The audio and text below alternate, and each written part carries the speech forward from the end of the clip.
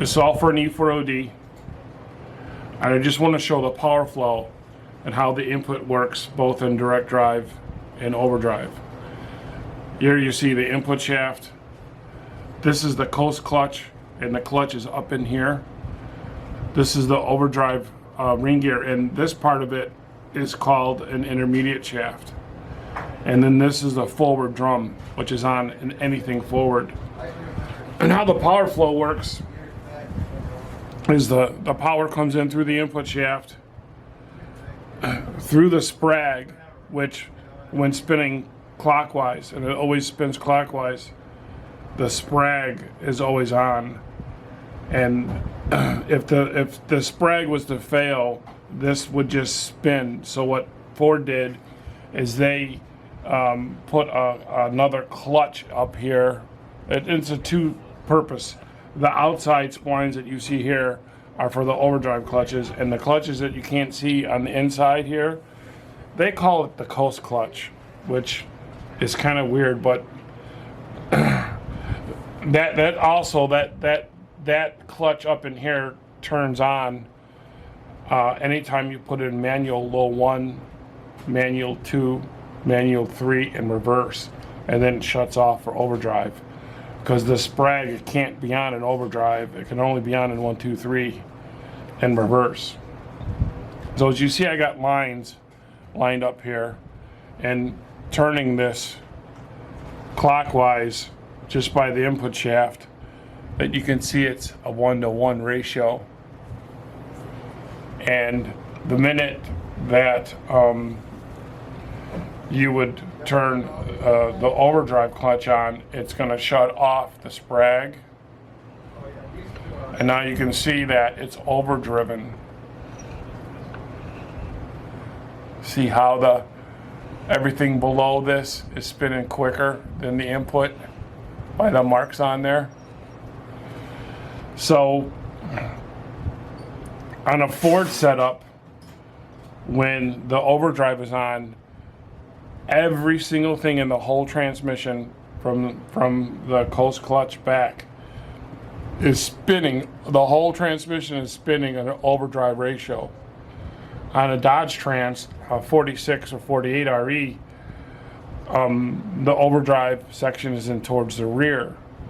So the input shaft and drums and everything are still rotating at a 1-to-1 ratio, but the overdrive is being done towards the back of the trans. So this is done in front of the trans.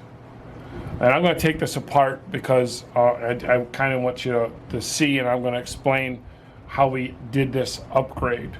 So here's the input shaft. This is the coast clutch, and for easily assembly, I left the clutches out. But these coast clutches will spline to this hub, which is going into here. And then inside there is the sprag that is locked in all the gears. So that sprag goes on the coast clutch.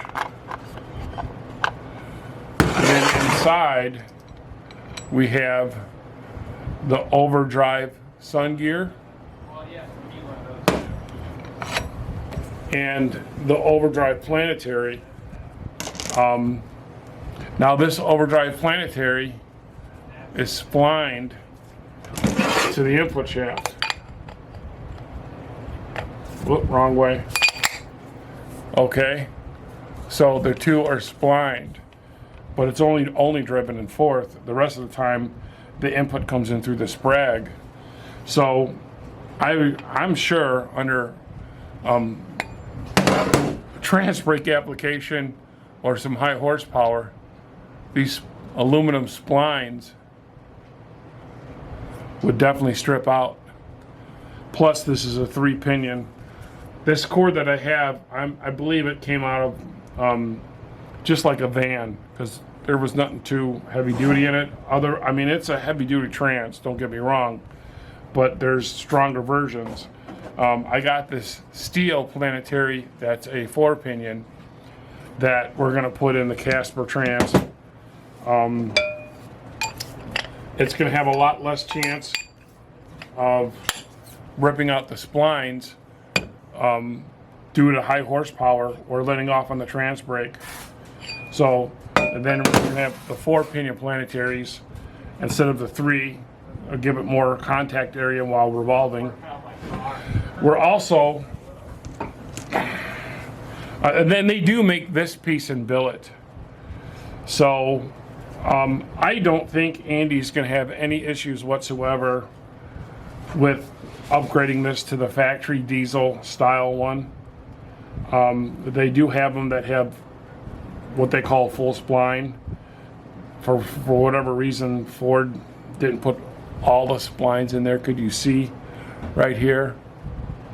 Right there. They also make hardened shafts. Again, this is a solid shaft, unlike a 48 where it's hollow with sealing rings. I think this stock shaft in a 700 to 800 horsepower gas application, even with the trans brake, is going to be more than efficient for what Andy's going to do in his truck. So then this transmission also had this is the rear planetary, which is standard. It's basically exactly the same as the C6, and it's a 3 pinion. I'm going to update it to a 4 pinion. There's nothing wrong with these aluminum planetaries. I really don't think they're going to strip out. I run bone stock 4 pinion planetaries in the 46s, and there's no issues in those whatsoever. So I'm going to do the same thing with this. And then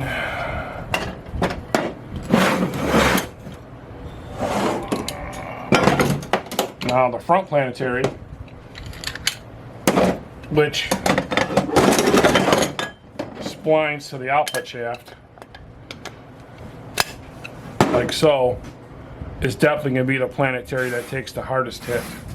There's no doubt about it. This, when you let go of the trans brake and shift it on the 1 to 2, these splines in here, even though they're twice the stoutness of a torque flight, I think in due time that these will strip or this will crack.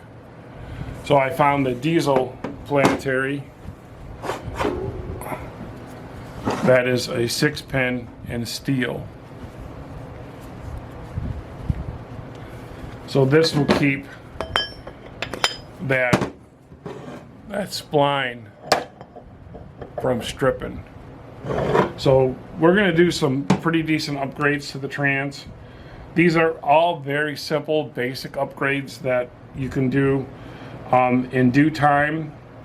I'm going to have these updated pieces on my website, and the hardened shafts are going to be on there.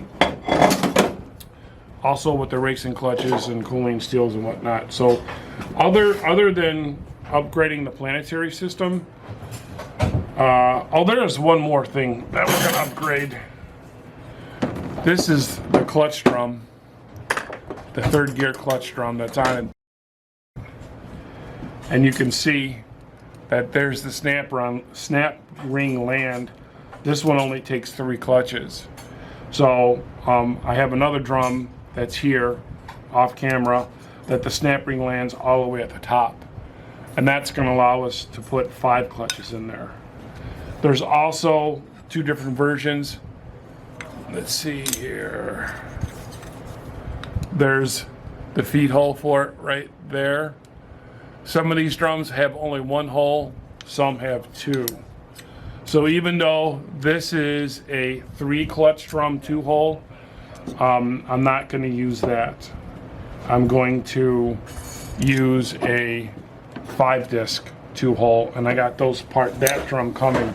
I'm also going to be drilling the relief hole in the drum right here for the trans brake. So once you get off the trans brake, any oil that's left in between the piston and the drum as the drum is spinning, that doesn't accumulate and centrifugally force the fluid to push the piston up and just barely nick the clutches. So that's why that hole is drilled.